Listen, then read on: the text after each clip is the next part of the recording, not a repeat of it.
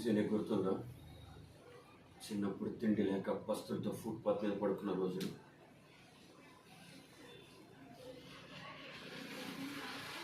నీకు గుర్తుందా? అమ్మ అనారోగ్యంతో బాధపడుతున్న 100 రూపాయలు కూలి వస్తాయని ఎన్నో పనులకు వెళ్ళేది. నీకు గుర్తుందా ఈ ప్రపంచం మన ఎన్ని తిట్టులు తిట్టిందో, ఎన్ని దెబ్బలు కొట్టిందో, ఎన్ని రోజులు ఏడ్చామో?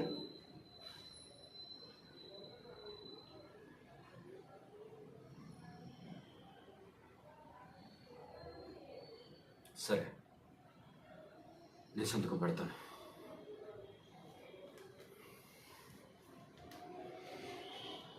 కానీ ముందు నేను పెట్టను.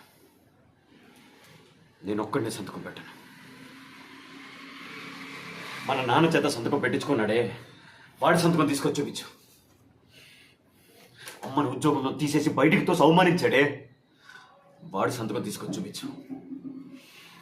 నా చేతి మీద ఇది రాశాడే, వాడి సంతకం తీసుకొచ్చి చూపించు. దాని తర్వాత నువ్వెక్కడ సంతకం పెట్టమంటే ఒక్క సెకండ్ కూడా ఆలోచించకుండా సంతకం పెడతా.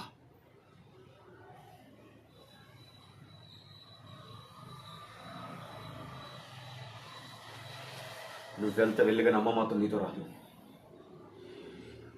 చెప్పాను కదా అమ్మ నీతో రాదని.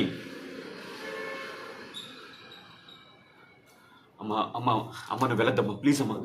నేనంటే నీకు ఇష్టం అమ్మా, నేనంటే నీకు ప్రాణం అమ్మా. నన్ను వదిలి వెళ్ళలేవమ్మా, నాకు తెలుసమ్మా. నువ్వు ఎక్కడికి వెళ్ళట్లేదు.